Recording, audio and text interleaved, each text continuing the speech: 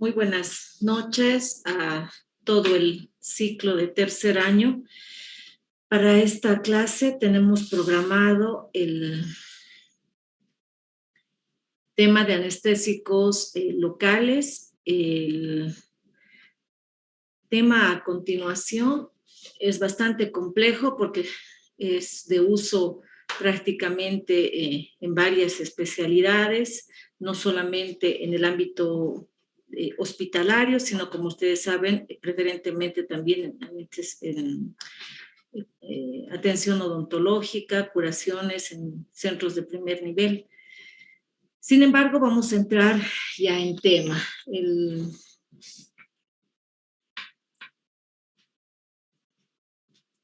Como sabemos, ya en la historia pues se ha ido viendo en los diferentes años, por ejemplo en 1860, Albert Niemann aisló la cocaína y observó que producía adormecimiento, una parestesia en la lengua. Ya en 1884, Karl Kohler introdujo en el ejercicio clínico como anestésico tópico para operaciones oftalmológicas. En 1892 se inició una búsqueda de sustitutos sintéticos de la cocaína, vale decir la procaína. Y en 1989 se sintetizó la lidocaína, que es lo que habitualmente conocemos como uno de los más importantes, y ya casi para 1999-2000, pues Miller ha descubierto la bupivacaína. Ahora, tenemos que hacer una diferencia en lo que es la anestesia local, porque obviamente eso se describe como una ausencia de la sensibilidad en un sitio del organismo determinado. En cambio, el anestésico local es una sustancia química que produce ausencia de esta sensibilidad en estos sitios, ya sea fines de tipo clínico, que sea en un tiempo establecido, que tenga un efecto reversible y pues desde luego que haya una ausencia de toxicidad local. En los anestésicos generales, pues sabemos que se utiliza para bloqueo de todo tipo de sensaciones y, por supuesto, con pérdida de la conciencia. En cambio, los anestésicos locales solamente actúan en un sitio de administración, no así interviniendo con el estado de conciencia. Empecemos por las propiedades físico-químicas. La molécula de los anestésicos locales está constituida por un anillo aromático, como vemos en el esquema, que en general es bencénico, y una amina terciaria o secundaria, y separados ambos por una cadena intermedia o un enlace éster o amida. La existencia de uno u otro enlace condiciona la velocidad del metabolismo y por lo tanto la duración de acción. Además, esto va a influir en la toxicidad específica de cada fármaco. Sabemos y conocemos que el anillo aromático confiere la lipofilia y esta se relaciona proporcionalmente con la potencia que va a tener este anestésico. En cambio, la cadena intermedia va a influir en la duración de acción, en el metabolismo y la toxicidad. La parte hidrófila o hidrofílica es una amina, que es una amina terciaria o secundaria, se relaciona con la movilidad a través de la membrana de las fibras nerviosas. Estos anestésicos locales con fines de conservación pues son soluciones ácidas. La parte activa son bases débiles con un pK que está más o menos entre 7 a 9. Vamos a la estructura y clasificación. Tenemos que recordar, como les decía, una porción lipofílica, hidrofila y también la cadena intermedia. De ahí que dividimos en ésteres que tienen rápidamente, están hidrolizados en el plasma, como la cocaína, procaína, la cloroprocaína, la tetracaína y la benzocaína. En cambio, está dentro del grupo de amidas, estas que son degradadas y metabolizadas más lentamente por los microsomas hepáticos. Dentro de este grupo tenemos a la lidocaína, la prilocaína, la mepivacaína, bupivacaína, etidocaína, ropivacaína y la levobupivacaína. Y hay un grupo que evidentemente no está descrito en el texto de Velázquez, pero sí en otra literatura, que es un grupo amidoéster, que es la articaína. Este es un esquema de cómo se divide en 3 porciones, el polo lipófilo, el polo hidrófilo y la carena intermedia. Entonces, esta es la composición química, recordando la bioquímica, ¿no es cierto?, de cómo son los enlaces, y ahí tenemos la cocaína, tetracaína, lidocaína, la bupivacaína y la procaína, que son los más utilizados como anestésicos locales. Vamos a entrar al mecanismo de acción, cómo es que actúan los anestésicos locales.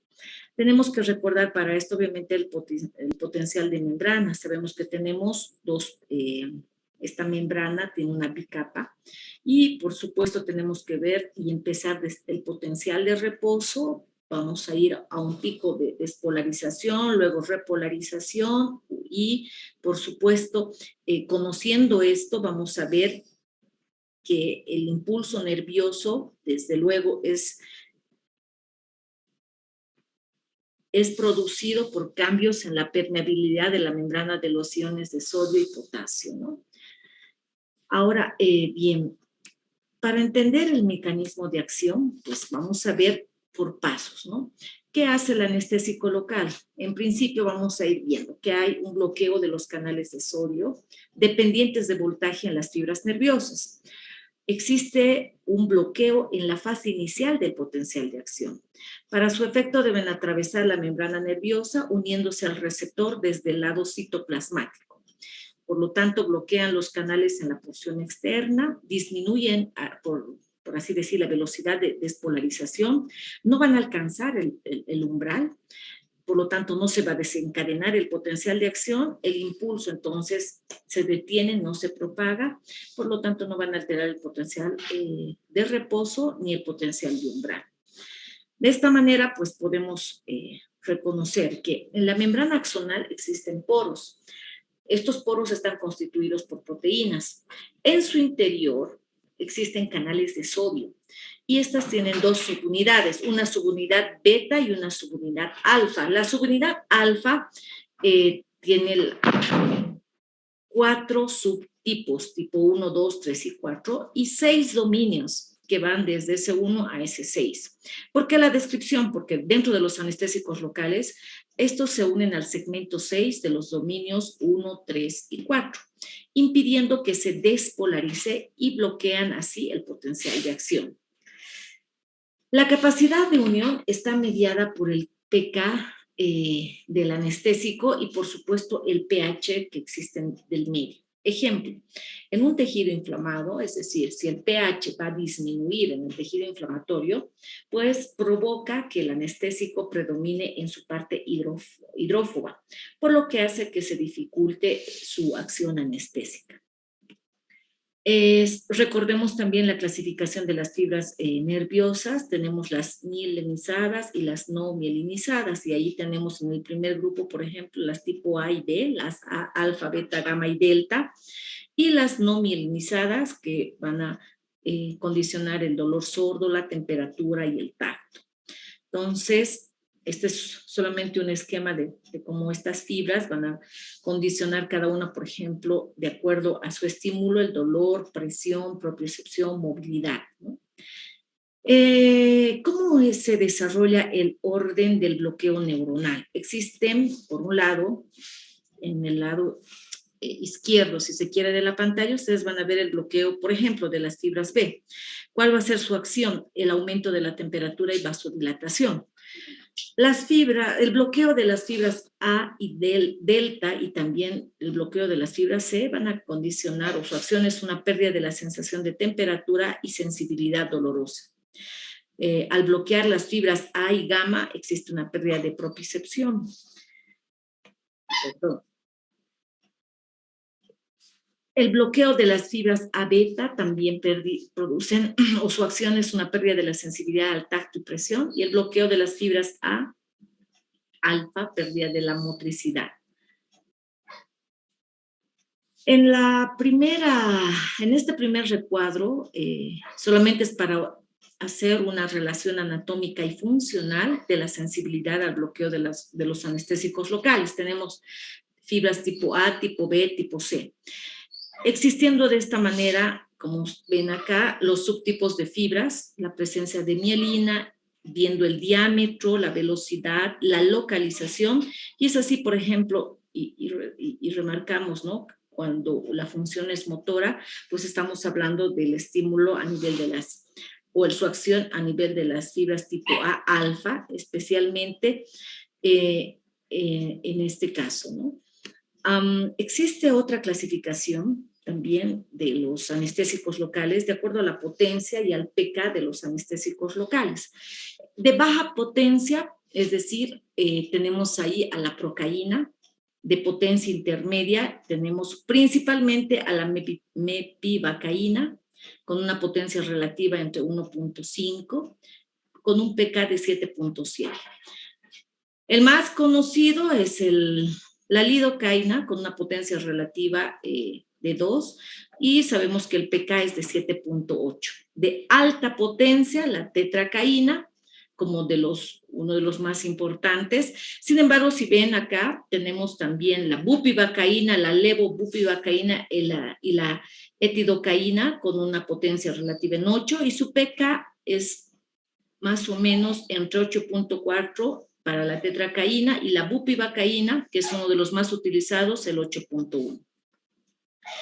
En cuanto a la farmacocinética, vamos a recordar, bueno, la absorción varía de acuerdo con la dosis y el sitio de la aplicación. Ejemplo, a nivel tópico, es necesario ver si estamos infiltrando a los tejidos, si podemos hacer el bloqueo de plexos o estamos haciendo un bloqueo epidural, ¿no? Eso dependerá de dónde estamos haciendo la acción. Por vía endovenosa, pues a dosis pequeñas se puede tratar, por ejemplo, como en casos de dolor neuropático, también como antiarrítmicos, que más adelante vamos a detallar. Su velocidad de absorción se relaciona con la liposolubilidad relativa de su forma no ionizada. Si se aplica en el área que no está bien vascularizada, pues va a haber una absorción mucho más rápida y concentraciones sanguíneas más elevadas. Vamos a ver acá el resumen o en un cuadro de la farmacocinética de los anestésicos, por ejemplo, la lidocaína. Esta se une en un 65% a proteínas. De ahí que es importante recordar cuán liposoluble es, y estamos hablando de un 3.6.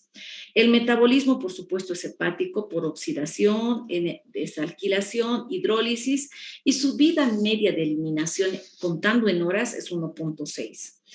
Y la depuración en 0.9 por minuto. Esto se hace diferente cuando hablamos, por ejemplo, de la bupivacaína, que esto se utiliza muchas veces en cirugías, por ejemplo, en las cesáreas, y viendo acá que el nivel o la unión a proteínas es alto, en un casi 95%.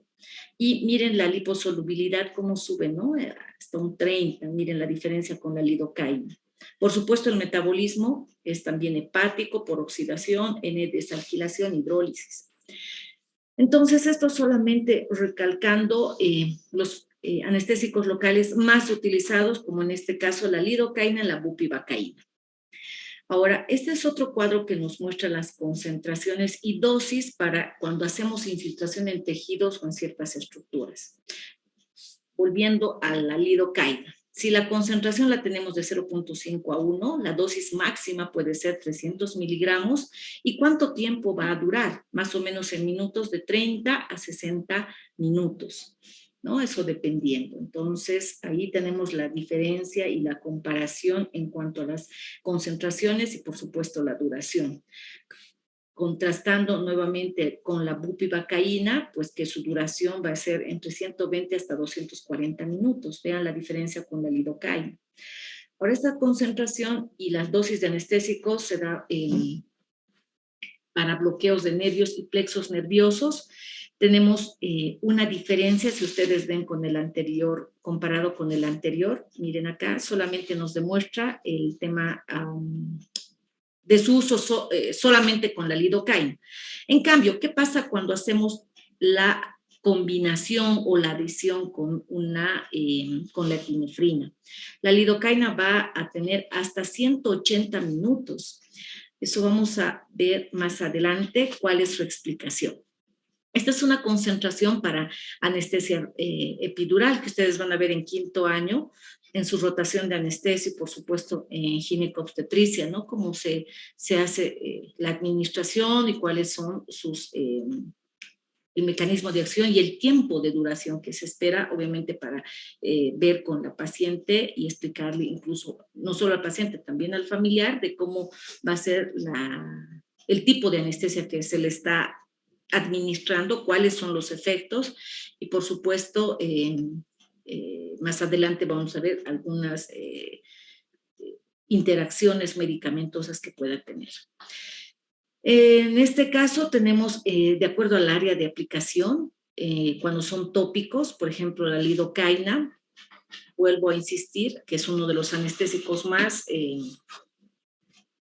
utilizados y conocidos, la tenemos en diferentes presentaciones, solución, gel, pomada, está en supositorio, tenemos en aerosol, de tal forma que, pues dependiendo a qué nivel va a ser su aplicación, por supuesto nosotros vamos a poder un poquito orientarnos en cuál va a ser su concentración.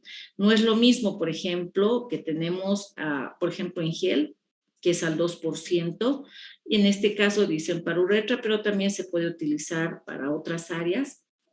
Por ejemplo, si ustedes recuerdan, el Menedem tiene un anestésico que se utiliza para algunos procedimientos en odontología. La adición de epinefrina a los anestésicos locales es aquí donde les decía, va a producir vasoconstricción en el sitio de administración.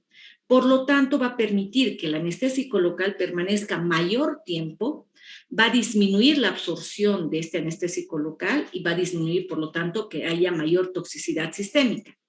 Esta vasoconstricción va a disminuir, por lo tanto, el sangrado y por eso es que se utiliza en algunos casos cuando se hace una cirugía de nariz o en cirugía plástica. Por otro lado, está contraindicado por esto que les acabo de describir en otras áreas, por ejemplo, en la parte distales de los dedos y el lóbulo de la oreja, ¿no? Esto es algo más, digamos, como ejemplos, pero es importante conocer en qué casos y cuál es el propósito de adicionar epinefrina a los anestésicos locales.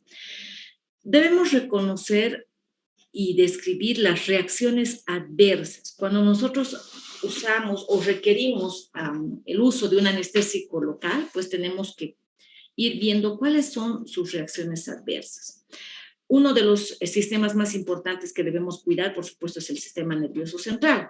Es ahí que vamos a describir en ambos textos que se han tomado de base, pues condición estado nauseoso que llegan a los vómitos, sensación de escalofríos, fiebre, temblor, ansiedad, aumenta la excitación nerviosa, la respiración puede ser más acelerada, es decir, taquimia, y algo más crítico puede aparecer en ciertos casos delirio, convulsiones que llevan al coma, y esto va a condicionar una depresión del sistema nervioso central y, por supuesto, la muerte.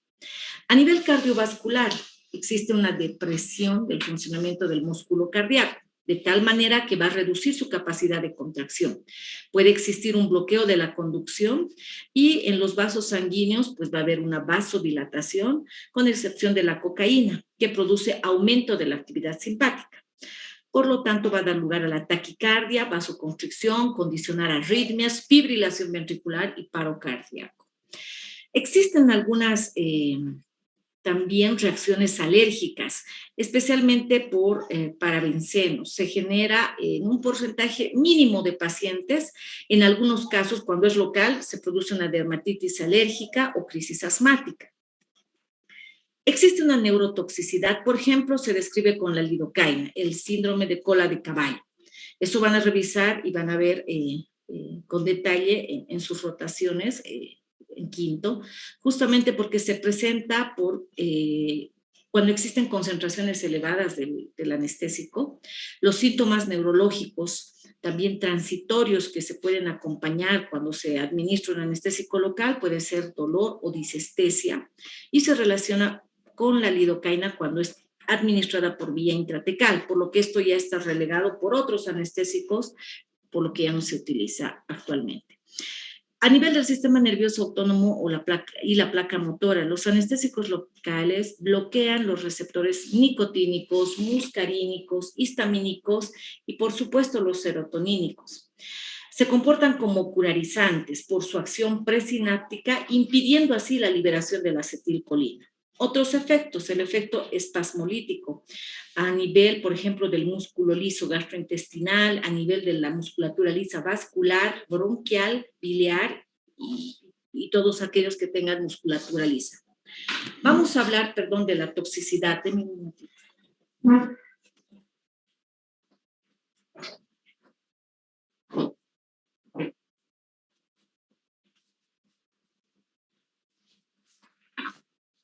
En cuanto a la toxicidad, se debe a la inyección vascular de manera accidental. Muchas veces también se puede dar por una sobredosis. Puede haber una toxicidad sistémica y una toxicidad local. A nivel sistémico, pues existe un fenómeno bifásico. Excitación que puede ser seguida de depresión. Consiste en se puede presentar vértigo, nistagmus, fasciculaciones en los músculos, tanto faciales, en dedos, puede existir parestesia perioral, puede desencadenar taquicardia, convulsiones y seguida de un paro respiratorio. A nivel sistémico, en el aparato cardiovascular, como les decía anteriormente, puede existir depresión de la contractilidad, puede haber, por otro lado, excitabilidad, sin embargo, va a disminuir el volumen minuto. Al disminuir este volumen minuto va a condicionar hipotensión, vasodilatación consecutivamente, bradicardia y un colapso cardiovascular. Otro de los efectos indirectos podemos ver que produce hipotensión, disminuye el retorno venoso, y acá es algo que lo resalto, la taquifilaxia o la tolerancia aguda. Se manifiesta por disminución de la respuesta a una dosis estándar del anestésico local, que requiere incrementar la dosis para mantener el mismo efecto analgésico. En algunos casos se ha desarrollado con el nivel de pH, pero pues esto no está completamente demostrado. A nivel local, por ejemplo, existen lesiones neurotóxicas con déficit sensitivo motor prolongado, tras la administración subaracnoidea, por ejemplo, con la cloroprocaína, debido a la disminución del pH y la presencia del metabisulfito sódico que está presente en la solución. En el músculo esquelético se puede dar elevación de la creatinfosfocinasa, luego de administrar intramuscular a la lidocaína, ¿no? Entonces, estos son efectos locales que se describen. Otras, si bien no son tan graves, pero sí importantes, otras reacciones son la urticaria, el prurito, el edema angioneurótico, broncoespasmo y shock anafiláctico. A nivel de la metahemoglobinemia, por ejemplo, se da cuando se utiliza la prilocaína a dosis elevadas, pero esto se revierte con inyección intravenosa del azul de metileno, más o menos 1 miligramo kilogramo peso. Otro de los efectos sistémicos ocurre con la adrenalina, y esto es frecuente cuando se utiliza en algunos pacientes, produce cierta incomodidad, irritabilidad. A medida que vamos haciendo la administración de la adrenalina, puede haber aumento de la frecuencia cardíaca y el paciente empieza a sentir palpitaciones, desarrolla dolor precordial y muchas veces se ha sospechado incluso de que pueda estar haciendo un síndrome coronario agudo, un infarto. Sin embargo, son reacciones adversas y cómo es que el paciente percibe estos efectos de la adrenalina. Existen, por supuesto, ya terminando con esta parte, hablemos de las indicaciones. ¿En qué casos yo puedo administrar un anestésico local? ¿Cuándo es necesario? Hablemos de la lidocaína. Existen diferentes vías, tópica, infiltrativa, la anestesia transtraqueal, el bloqueo nervioso laríngeo superior, en miembros inferiores, una anestesia epidural, bueno, son varios. Incluso, como les decía anteriormente, como antiarrítmico, la concentración al 1 o 2%, y la dosis, por ejemplo, como antiarrítmicos es 1 miligramo kilogramo, seguido de 0,5 miligramos por kilogramo, y esto se da entre 2 a 5 minutos hasta un máximo de 3 miligramos kilogramo hora. Es necesario ver también con la bupivacaína. Como les decía, los dos anestésicos más utilizados o que debemos dar mayor énfasis en nuestras clases es la lidocaína que acabo de describir y la bupivacaína. En este caso se utiliza en infiltraciones de bloqueo nervioso periférico, intraarticular, intrapleural, anestesia caudal, anestesia epidural, se puede hacer por infusión, anestesia espinal y el bloqueo del plexo braquial. Y como ustedes ven, pues la dosis es diferente de acuerdo al segmento que se está aplicando. Acá diferenciamos, ¿no? Como se indican si es un grupo éster o un grupo amida. Dependiendo de eso, pues se hace la posología y, por supuesto, las indicaciones. Solamente para reconocer, pues aquí tenemos al clorhidrato de procaína, que es un éster, y se utiliza esta solución como anestesia infiltrativa, en bloqueo de nervios periféricos, se puede utilizar en la anestesia epidural y en la anestesia subaracnoidea. En algunos casos se puede adicionar con adrenalina y la dosis máxima recomendada con adrenalina pues es hasta 750 miligramos y sin adrenalina solamente 500 miligramos. La cloroprocaína, sabemos que, y no solamente para volverles a recordar, ¿no? A qué nivel se hace la administración, como les decía, en anestesia infiltrativa, en bloqueo de nervios periféricos y anestesia epidural en diferentes porcentajes, 1, 2 y 3% respectivamente. La tetracaína es uno de los anestésicos locales más eficaces y en soluciones se utiliza para anestesia subaracnoidea. La dosis máxima recomendada es de 20 miligramos. Otro de los anestésicos locales es la benzocaína. Su uso está restringido para aplicación superficial. La presentación, como vemos en la fotografía, viene en ungüento, puede ser en gel, para anestesia tópica. La aplicación a veces es a nivel dental o gingival y esto dependiendo cuál su utilización. En algunos casos, por ejemplo, para hacer la la endoscopía, pues se utiliza como anestésico previo a la colocación, esparcimos en la zona anestesiar y obviamente incluso algunos gastroenterólogos endoscopistas pues aplican al endoscopio. La lidocaína es uno de los anestésicos más utilizados en anestesia infiltrativa, regional intravenosa, bloqueo de nervios periféricos, anestesia epidural o caudal y anestesia espinal. Y la prilocaína, que estamos justamente en anestesia por infiltración, se utiliza regional intravenosa, anestesia por bloqueo de nerviosos periféricos y anestesia subaracnoidea. La medivacaína, pues se utiliza generalmente en odontología. La etidocaína en infiltración y bloqueos de nervios periféricos y anestesia epidural. La ropivacaína es de más larga duración y por supuesto tenemos las presentaciones de acuerdo a su utilización. Y la levobupivacaína, que tenemos, como ven acá, su uso para infiltración o bloqueo del nervio periférico, bloqueos de plexo braquial a nivel intradural, epidural y bloqueo perivulvar. Es bastante utilizado en estos tiempos. Existen varias técnicas en odontología, solo para conocerlas: la submucosa, supraperióstica, intraligamentaria, intraósea, intrapulpar. Estos son solamente fotografías de cómo se utiliza a nivel submucoso, supraperióstica, intraligamentaria, intraósea, intrapulpar, y pues ahora vamos a pasar a las interacciones. Se conoce que, por ejemplo, el propanolol y la cimetidina pues inhiben el citocromo P450, disminuyendo el metabolismo hepático de los anestésicos locales. Entonces, un paciente que está recibiendo uno de estos fármacos, pues tenemos que tomar en cuenta este tipo de interacción.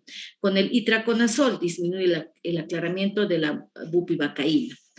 Ejemplo, con el diazepam, que muchos pacientes van siendo medicadas de manera crónica, debemos reconocer que incrementa la concentración de la bupivacaína. Con el midazolam disminuye la concentración de la lidocaína, y uno de los antibióticos que por supuesto es muy utilizado es la ciprofloxacina, que disminuye el aclaramiento de la ropivacaína. El tratamiento de las complicaciones, pues siempre mantener la vía aérea permeable, ventilación asistida, aporte de oxígeno. Si existe convulsiones, utilizar diazepam. No cede con el diazepam, podemos elegir un relajante neuromuscular despolarizante tipo succinilcolina, y en muchos casos, si esto no se corrige, pues usamos o procedemos a la intubación endotraqueal. En algunos casos, la hipotensión, pues que se presenta en estos pacientes, podemos hacer elevación de los miembros inferiores, utilizar líquidos, fluidoterapia, y si no responde, pues vasopresores. Cuando el paciente presenta bradicardia, podemos utilizar la atropina. Existen reacciones alérgicas con algunos anestésicos, como les decía, y podemos hacer uso de la adrenalina. En caso de pacientes con broncoconstricción, se puede utilizar teofilina o corticoides. En caso de pacientes, y en última instancia, que presenten edema pulmonar, pues se puede hacer incluso la utilización de ventilación mecánica con presión positiva. Eso es solamente el resumen de lo que les quería demostrar en cuanto a los anestésicos locales. Y recordar solamente que el buen médico trata la enfermedad, el gran médico trata al paciente que tiene la enfermedad. De ahí que es importante y tener una buena base en los primeros años de la facultad, porque ya como sabemos en cuarto, quinto año ya hacemos